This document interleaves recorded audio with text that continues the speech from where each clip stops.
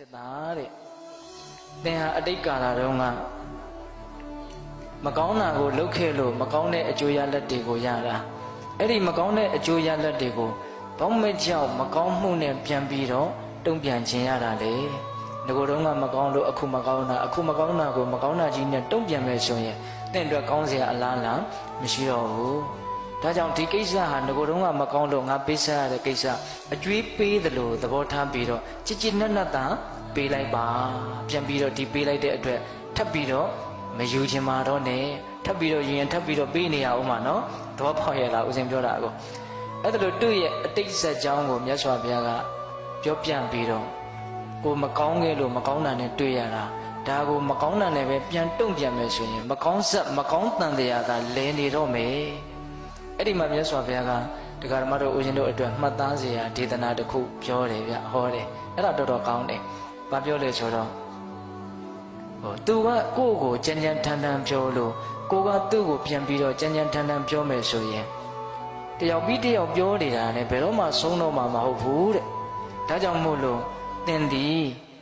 အနာပြတ်သောကြီးကွက်ကဲ့သို့အတန်မရှိသည်ဖြစ်ပြီလောတဲ့မြတ်စွာဘုရားဆုံးမတာနော်ဆိုကြပါစို့ဦးဇင်းတို့ကြီးဖလားလေးတစ်လုံးအနာကကွဲနေတယ်ဆိုတန်းလို့ခောက်လိုက်တယ်ဆိုလို့ရှိရင်အတန်ကခဏနဲ့ရပ်သွားရောဟုတ်လားဘာလို့ဆိုတော့အနာကကွဲပြက်နေတာကိုဟုတ်ရဲ့လားတကယ်လို့သာကြီးဖလားလေးရဲ့အကောင်းလေးဆိုရင်တန်းလို့ခောက်လိုက်ရင်မပြီးနိုင်ဘူးသူကပြန်ပြီးတော့အတန်တွေကထွက်နေတာအဲ့ဒါလို့မပြီးနိုင်မဆုံးနိုင်အတန်တွေထွက်မနေပါနဲ့အနာပြတ်တဲ့ကြီးခေါင်းတော့အနာပြတ်တဲ့ကြီးကွက်ကလေးလို့တစုံတစ်ခုနဲ့ထိခိုက်မိသွားတယ်ဆိုလို့ရှိရင်အတန်ကိုအကြာကြီးမထွက်ပါနဲ့ဟုတ်လားသူကအနာပြတ်နေတာဆိုတော့တကယ်ကောအကြာကြီးထွက်မလားမထွက်ဘူးအဲ့ဒါလိုမျိုးကိုယ့်ရဲ့စိတ်ကိုထိန်းချုပ်နိုင်အောင်ကြိုးစားရမယ်အဲ့တော့ဦးဇင်းတို့ဒီနေရာမှာပြောချင်တာကဘယ်လိုအကြောင်းတရားတွေဘယ်လိုအကျိုးတရားတွေပဲတွေ့ရနောက်ွယ်မှာအကြောင်းတရားတွေဆိုတာရှိနေတယ်ဆိုတာကိုနားလည်ဖို့မလိုဘူးလားလိုတယ်နားလည်ဖို့လိုတယ်ဒါကြောင့်အထူးသဖြင့်မကောင်းတဲ့လောကဓာတ်တွေနဲ့တွေ့လာတဲ့အခါမှာအကြောင်းတရားတွေရှိတယ်ဆိုတာကိုနားလည်ပြီးတော့ကိုယ့်ရဲ့စိတ်ကိုတတ်တာရအောင်ကြိုးစားဖို့မသင့်ဘူးလားသင့်တယ်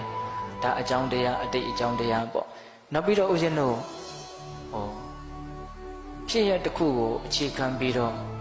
အလွန်ကောင်းတဲ့လောကဓာတ်တရားတွေနဲ့တွေ့လာတဲ့အခါမှာအလွန်ကောင်းတဲ့စဉ်းစားဆင်ခြင်နည်းတစ်ခုအဲ့ဒါကိုလည်းပြောခြင်းသေးတယ်အဲ့ဒါကဘာလဲဆိုတော့မြတ်စွာဘုရားလက်ထက်တုန်းကမြတ်စွာဘုရားနဲ့တန်ဃာတော်တွေဟာအလွန်လက်လာပပေါ်ပါတယ်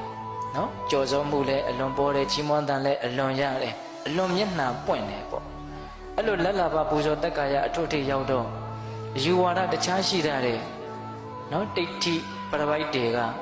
တန်ဃာတော်တွေတွေ့လို့ရှိရင်ဘလို့မှသူတို့စိတ်ထဲမှာတိမခံနိုင်ဘူးနော်တိမခံနိုင်တော့ဘာဖြစ်တုံးဆိုတော့တချို့ဆိုရင်တွေ့တဲ့နေရာမှာဆဲတာမျိုးဆိုတာမျိုးစော်ကားတာမျိုးဒါတွေရှိတော့ဒီနေ့တော့မြတ်စွာဘုရားကိုရဟန်းတော်တွေကဒလိုပဲအညတရယူဝါဒရှိတဲ့နော်တိဋ္ဌိပရပိုက်တွေကရဟန်းတော်တွေကိုဆဲကြတဲ့အကြောင်းနော်လဘတက္ကာယဒီဟုသောအကြောင်းကြောင့်သူတို့တိမခံနိုင်လို့သူတို့တုံ့ပြန်ကြတဲ့အကြောင်းမြတ်စွာဘုရားကိုလျှောက်တော့မြတ်စွာဘုရားကအဲ့ဒီမှာဥဒန်းကျိုးတာဦးဇင်းတို့ဥဒန်းပါဠိတော်မှာတွေ့ရတာဒါလေးကရဟန်းတော်တွေကိုဓာတ်ရိုက်ဦးဇင်းတို့ဟောတာတော့မဟုတ်ဘူးဥဒန်းကျိုးတယ်ဆိုတာကရှံထွက်လာတဲ့စကားတွေပေါ့။ရင်နဲ့မဆန့်လို့ရှံထွက်လာတဲ့စကားပေါ့။ပို့ပြီးတော့လေးနဲ့တယ်လို့တောင်ယူဆတရားရှိတယ်။ဥဒန်းစကားဆိုတာအဲ့ဒါဦးဇင်းတို့ဥဒန်းပါဠိတော်ဆိုပြီးတော့မြတ်စွာဘုရားရဲ့ဥဒန်းနေကြီးပဲတိတ္တတန်ဃာယနာတင်ထားတဲ့နော်ကျမ်းစာရှိတယ်။အဲ့ဒီမှာမြတ်စွာဘုရားဘယ်လိုဥဒန်းကျိုးတုံးဆိုတော့တော၌ဖြစ်စေရွာ၌ဖြစ်စေဆင်းရဲခြင်းချမ်းသာခြင်းဖြင့်တွေ့ထိသည်ရှိသောသူကြောင့်ကိုကြောင့်ဖြစ်သည်ဟူ၍အစွဲမထားရတဲ့နော်ဒီခန္ဓာ၅ပါးရှိနေ၍သာလေချမ်းသာခြင်းဆင်းရဲခြင်းဆိုတာတွေ့ထိလာတာအကယ်၍သာခန္ဓာ၅ပါးမရှိဘူးဆိုရင်ချမ်းသာခြင်းဆင်းရဲခြင်းဆိုတာတွေ့ထိစရာအကြောင်းဘယ်မှာရှိပါအပ်နည်းတဲ့ဟောဒါလေးပြောတာဆိုးရတဲ့လောကဓာတ်နေနဲ့တွေ့လာတဲ့အခါမှာအလွန်ကောင်းတဲ့အတုမဲ့စိတ်တလက်လို့တောင်ဦးဇင်ကထင်တယ်ဟုတ်လားပြန်ပြောမယ်နော်တော၌ဖြစ်စေရွာ၌ဖြစ်စေဆင်းရဲခြင်းချမ်းသာခြင်းတို့ဖြင့်တွေ့ထိလာသည်ရှိသောသူကြောင့်ဖြစ်သည်ငါကြောင့်ဖြစ်သည်ဟူ၍အစွဲမထားရတဲ့ဘယ်နေရာမှာနေချမ်းသာခြင်းဆင်းရဲခြင်းဆိုတာကတော့တွေ့ရမှာကြုံရမှာပဲ ဟုတ်လားဘယ်နေရာမှာနေဘယ်အချိန်မှာနေချမ်းသာခြင်းဆင်းရဲကတော့တွေ့ရမှာပဲအဲ့ဒါလို့တွေ့လာတဲ့အခါမှာဒါသူ့ကြောင့်ဒါမှမဟုတ်ဒါငါအသုံးမကျလို့အဲ့ဒါလို့ငါကြောင့်သူ့ကြောင့်ဆိုတဲ့အစွဲတွေပြင်းပြင်းထန်ထန်မထားပါနဲ့တဲ့နော်သူ့ကြောင့်ဆိုရင်လည်းပဲဒါတော်တော်ရှုပ်သွားမယ်သူ့ကြောင့်ဆိုရင်ကိုကတော့ရှင်းတော့မှာလေ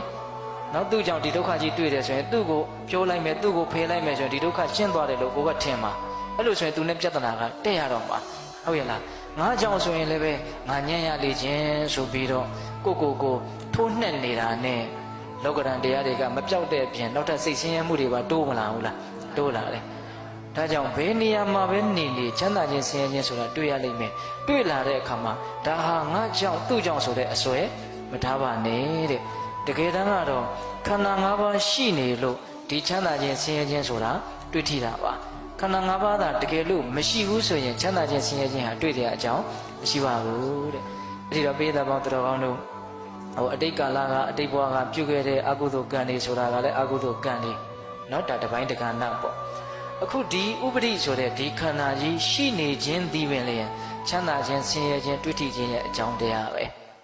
အဲ့ဒါဘယ်လိုညင်းနိုင်မလို့များဘယ်သူမှမညင်းနိုင်ဘူးဟုတ်ရဲ့လားအဲ့တော့ဆိုလိုတာကလူတွေကခက်တာကချမ်းသာကိုသာတွေ့ကြုံလို့ရပြီးတော့ဆင်းရဲကိုကြတော့မတွေ့ကြုံလို့ရဘူးမဖြစ်နိုင်ဘူးဒီခန္ဓာကိုယ်ကြီးရှိနေရင်တော့ချမ်းသာလည်းတွေ့ရလိမ့်မယ်ဆင်းရဲလည်းတွေ့ရလိမ့်မယ်ဟုတ်ရဲ့လားအဲ့ဒါကိုကိုကအမှန်အတိုင်းနားလေသဘောပေါက်ပြီးတော့ဒါဒီပဲလေအကြောင်းတရားတစ်ခုပဲအကြောင်းတရားမှာတော်တော်ကြီးကျယ်တဲ့အကြောင်းတရားနော်တကယ်လို့ဒီဆင်းရဲခြင်းဆိုတာကိုမတွေ့ကျင်ဘူးဆိုရင်ဘဝဇက်ချုပ်ငိမ့်ရုပ်သိမ်းအောင်နော်ဘဝရဲ့ပုံမှာတွေ့တာမဲ့မောတဲ့တဏှာလောဘကင်းအောင်ကျင့်ဝင်ရှိတာပဲလေဟုတ်လားအဲ့လိုမကျင့်နိုင်လို့အဲ့လိုမဖြစ်သေးဘူးဆိုရင်တော့ဒီပုတ်ထဲကပဲဒီပဲ